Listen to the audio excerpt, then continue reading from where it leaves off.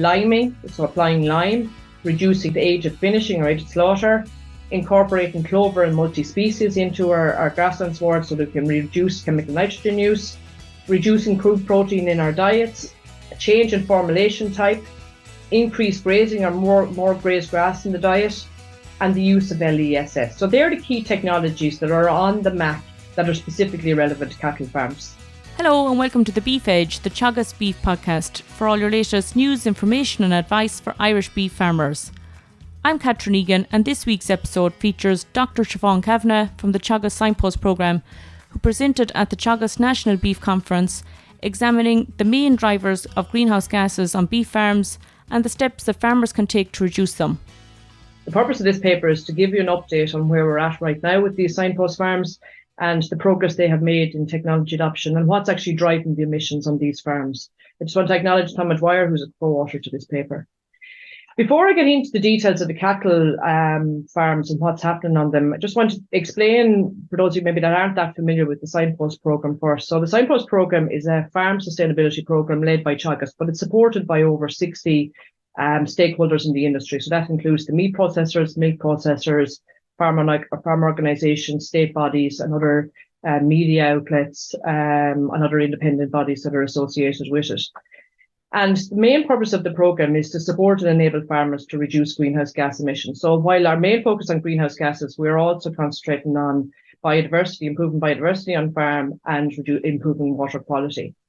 And there's a very holistic approach being taken to this programme. So it's not just about improving our environmental sustainability, but also making sure that any actions we take are positive from an economics point of view, and also from a social point of view. But the focus of this particular presentation is specifically on the actions to reduce greenhouse gas emissions.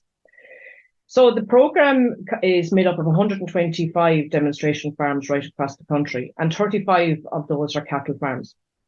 And these are demonstration farmers that are already working very closely with Teagasc through the Dairy Beef 500 programme and also the Future Beef programme. So they're already farmers that are in these programmes that are now also part of the Signpost programme. So they've kind of a dual role. But many of the actions they're taking as part of their individual programmes are reflected in the Signpost programme as well, because they're good for the environment and they're good for their pocket as well. So of the 35 cattle farmers, what are they actually doing? So these are the farmers that are the early adopters of the technologies to reduce greenhouse gas emissions. So they're incorporating the technologies to reduce emissions. So from day one, these farmers would have developed sustainability plans in conjunction with their Teagasc advisor and their programme advisor to identify what are the actions they're going to take to reduce greenhouse gas emissions. So we've taken the technologies out of the research centres and they're being adopted at farm level so that we can see warts and all how they're working, what's not working, what needs to be adapted at farm level for individual farm situations. And those farmers are then making their farms available to share their experiences about what's working and what's not working and the progress that they are making. And that's a really important part of the programme. There's no point in us having demonstration farms if they're not visible in their local area, to be able to hopefully motivate other farmers to take on these technologies because they can see them working on the demonstration farms. And I would encourage all farmers to find out who are the demonstration farmers in their own local area so that they can track their progress and hopefully have the confidence then to adopt some of these technologies.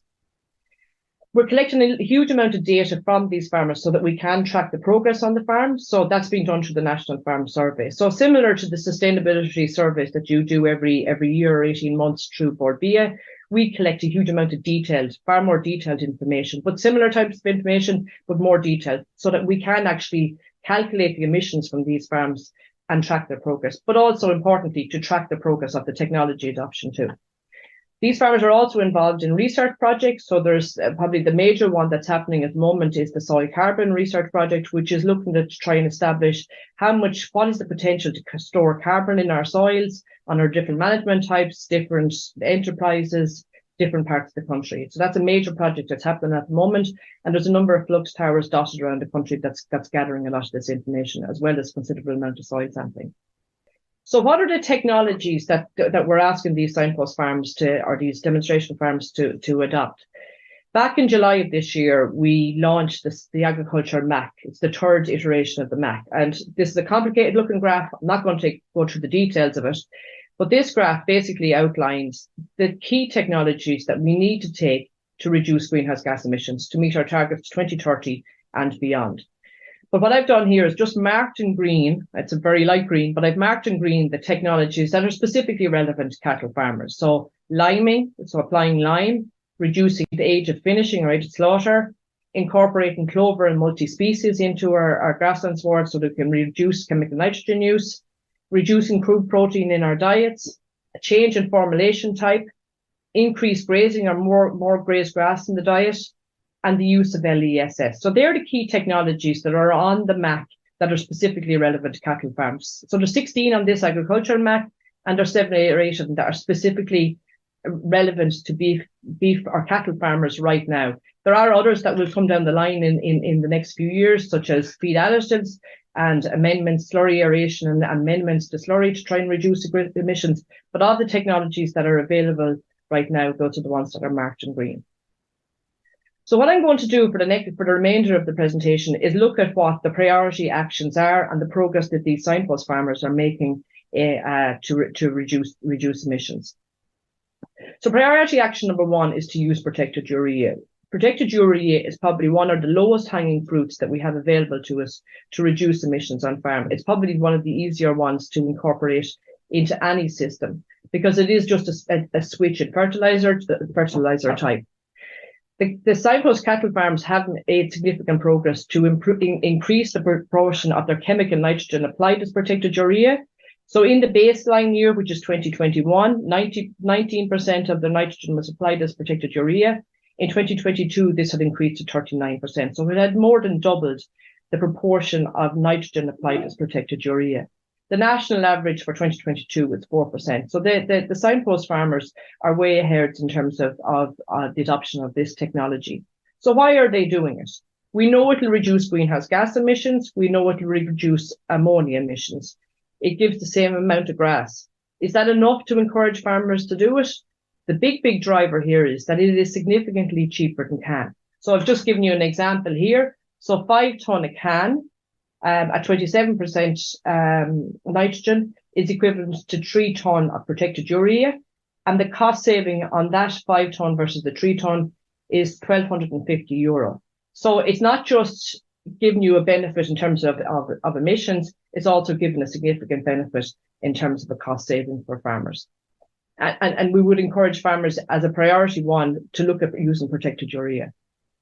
The second priority is to reduce our reliance on chemical nitrogen. So when you apply chemical nitrogen or bagged nitrogen, nitrous oxide is emitted, and nitrous oxide is one of the main greenhouse gases that we're trying to reduce. So if you can reduce the amount of chemical nitrogen you're using or have less reliance on it, well, then obviously you're going to reduce greenhouse gas emissions. You want to be able to do that without having an impact on productivity. So you want to be able to hold grass growth and output. You don't want to reduce chemical nitrogen and have a negative impact on your output.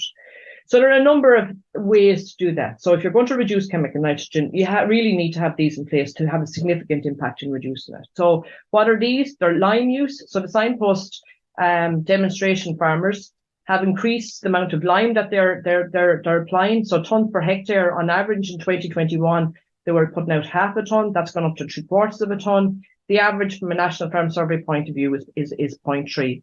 Lime releases nitrogen in the soils, increasing its availability, and that will allow you to then reduce chemical nitrogen use. The signpost farmers are making far better use of their slurry than what they maybe might have done in the past. So the slurry is being analysed in the springtime so that they can establish what the nutrient content on it and then target it to where they can best use it. More of it has been applied in the springtime, where you're getting more of the nutrient value out of it. And it's been applied using LESS or low emission slurry spreading equipment. So in 2021, 39% of the slurry was applied using LESS. In 2022, this had gone up to 77%. And the National Farm Survey average, or the average nationally for the country for cattle farms, is 33%. So again, the cattle farms are starting to make better use of this slurry. So they are optimizing the value out of it. And again, if you can put it out in the springtime with LESS, you have the potential to reduce nitrogen, chemical nitrogen applied. Percentage of farm, obviously incorporation of clover and multi-species sward, whether that be red clover or white clover. All of our signpost farms are incorporating these into their grassland systems. 82% of the signpost cattle farms that did a clover measurement this year of the cattle farms that measured clover on the farm, there's 82% of the grassland area had some clover in, some level of clover in it. So white clover, I suppose, is predominant, but there's been good progress made with using both red clover and multi-species also on these farms. And again, by using clover, multi-species, red clover, white clover, you have the potential to pull back chemical nitrogen use. So the cattle farmers are incorporating all of these technologies so that they can reduce their chemical nitrogen. And as you can see from the bottom line there, in 2021, they were applying 115 kilos of chemical nitrogen per hectare, and this has been reduced by 15% in 2022. The average nationally is 44 kilos. So they are well ahead in terms of the amount of nitrogen they're actually using, because they tend to be larger farms, so they're more intensive in terms of their output. So they are ahead, but there is still scope to further reduce that and refine it. And I suppose what they're really doing with the technology at the moment is putting in the building blocks so that it will allow them to further reduce them in future. I think it's interesting to look at the blend of nitrogen fertilizers used. So in 2021, 65% of the nitrogen was applied as CAN and other compounds. Okay, in 2022, this had reduced to 40%, and that's positive from a greenhouse gas point of view. If you're moving away from CAN, reducing greenhouse gas emissions. There was an increase in the amount of straight urea use, so it had gone from 16 to 21%, or a 5% increase in straight urea. No real impact. A significant impact on increasing ammonia emissions. So if you go to straight urea, there's an increase in ammonia emissions. And then the bottom line is the protected urea. Protected urea went from 19 to 39%, and that's a win-win. It reduces greenhouse gas emissions and it also increases ammonia emissions. So for anybody maybe that switched from CAN to straight urea, you are going to see an increase in ammonia emissions. And that's what we don't want to see, because we have a target to reduce both of them. So by using protected urea, you're dropping both greenhouse gas emissions and ammonia emissions. The third priority area particularly I suppose on the future beef farmers, is to improve breeding performance. Breeding performance on cattle farms isn't specifically mentioned as a metric on the MAC. However, by improving breeding performance, we're reducing the emissions that are associated with the cow. Reducing emissions with the cow. So what are the metrics that we're looking at here? We're looking at improving replacement index.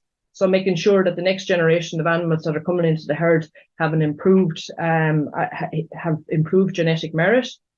We're looking at calves per cow per year, and the percentage of heifers that are calving down between 22 and 26 months. We know that if an animal is calving down at 24 months versus 28 months, well, that's 4 months of a difference. That's 4 months of emissions associated with that animal when it's been unproductive.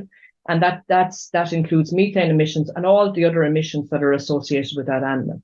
So what kind of progress are these farmers making? So in terms of replacement index, in 2021, their average was 106. And I think that's considerably higher than the national average, is about 87. So they've improved that by €6 in 2022.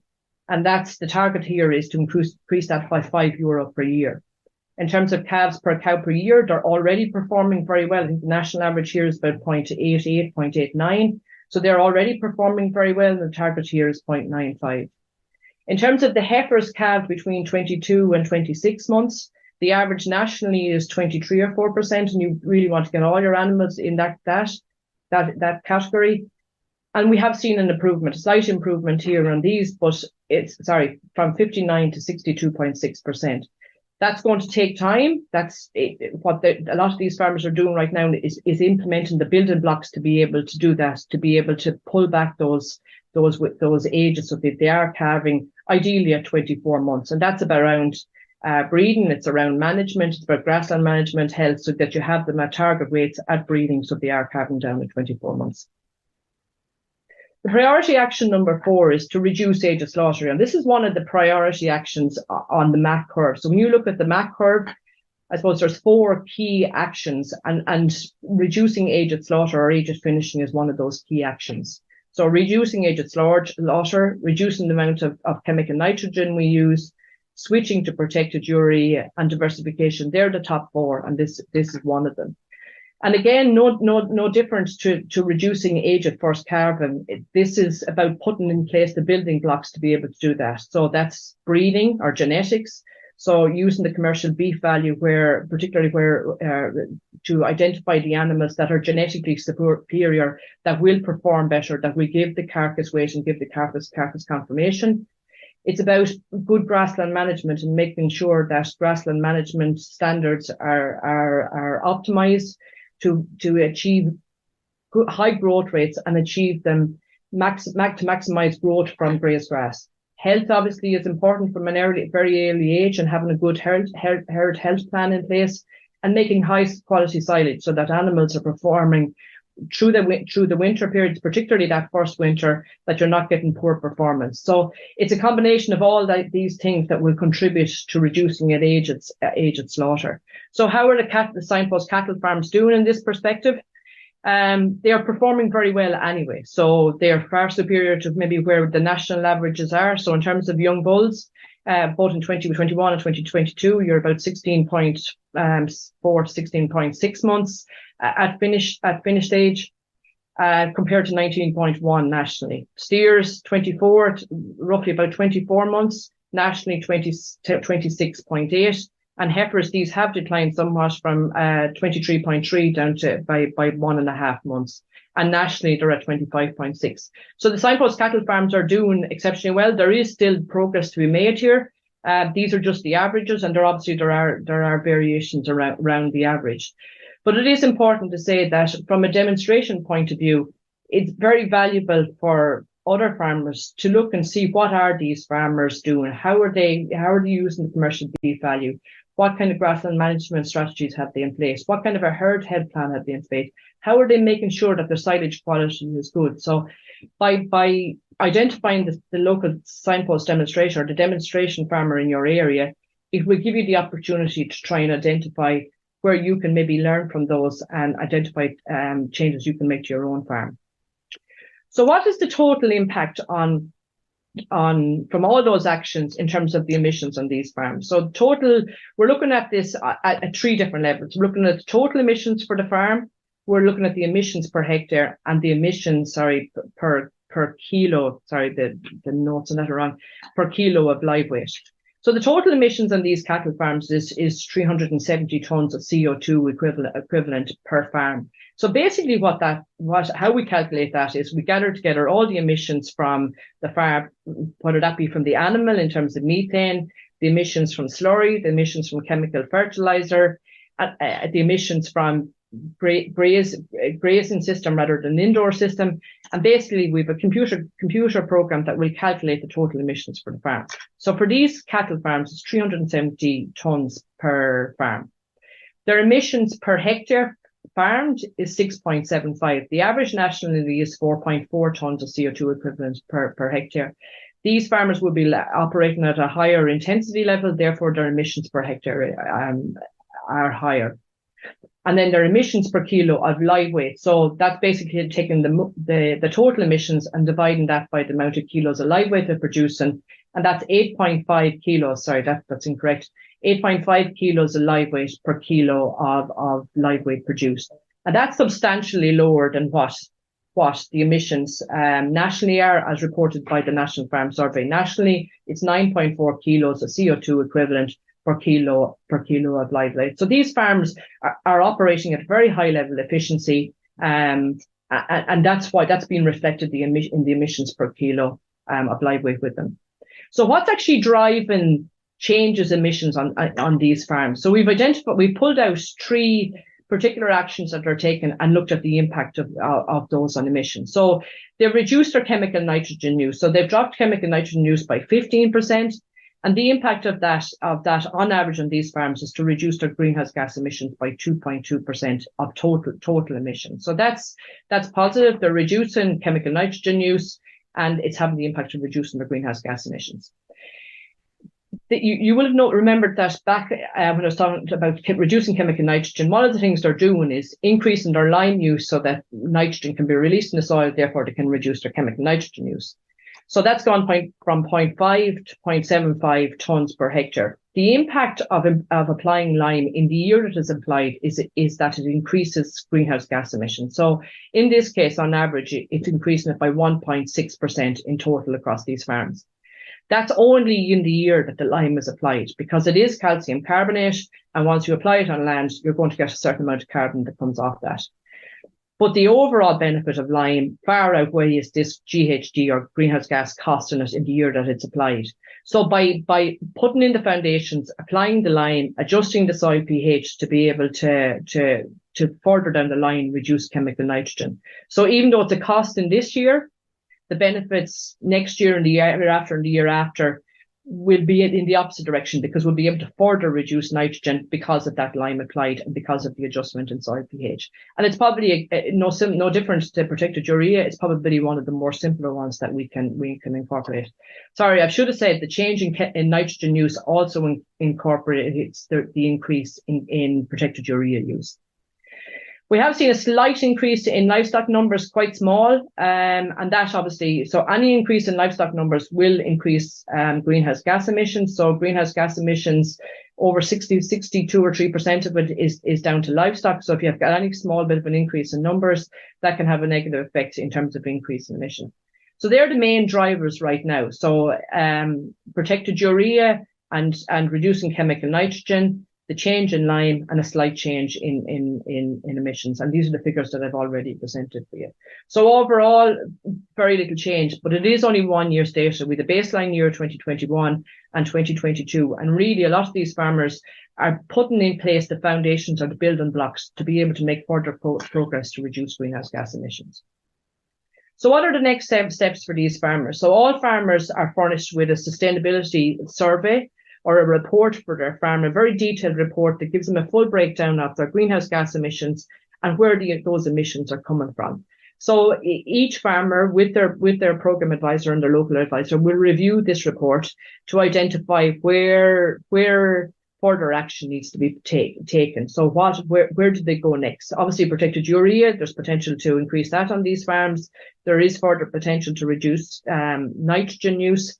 And likewise in breeding and aged slaughter, there is further potential. So it's to optimize, really, I suppose, the next step for them is to optimize the use of the technologies that are available to them. I mentioned when I was talking about MAC that there's technologies that are coming along the way in the next short while. So feed additives and I suppose slurry additives as well. And the hope is that when these technologies become available, that they too will be incorporated or used on these farms, again, to demonstrate and to share their experiences of them. Say, for example, the feed additives one, feed additives are being deployed onto dairy, to dry cows this winter to test them on dairy farms. And the hope is that down the line, similar will happen on cattle farms. We will continue to demonstrate and share the stories. Like, demonstration farmers are only as useful as how familiar local farmers in their area are with what's happening in those farms. So we will continue to demonstrate and share and encourage farmers to visit these farms so that they can see what these farmers are doing, and hopefully then to have the confidence to adopt these technologies.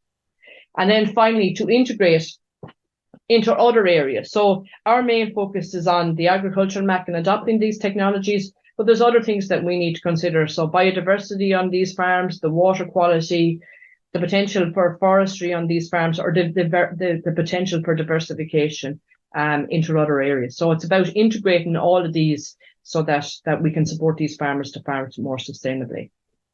In summary then, so progress has been made in adopting the MAC measures across all the cattle farms.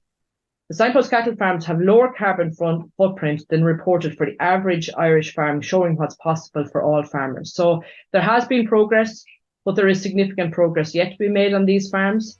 And I think it's very encouraging that the carbon footprint on these farmers is 10% lower than the national average, because it does show the potential for other farmers to reduce their carbon emissions and the carbon footprint on their farms. We would encourage all farmers to take a look at their own farm and try and identify 2 or 3 key actions that can take on their own farm to reduce greenhouse gas emissions in 2024. That's all for this week's episode, and further details of the presentations and proceedings from the Teagasc National Beef Conference can be found on the Teagasc website, and the link is in the podcast text. You can catch up on all other shows and interviews from the Beef Edge podcast on the Teagasc website at teagasc.ie, or you can listen on Apple and Google Podcasts as well as Spotify. Don't forget to rate, review and subscribe so you never miss a show. For all other updates from our beef programme, keep an eye on our Twitter and Facebook pages. Until next time, I'm Catherine Egan, and thanks for listening.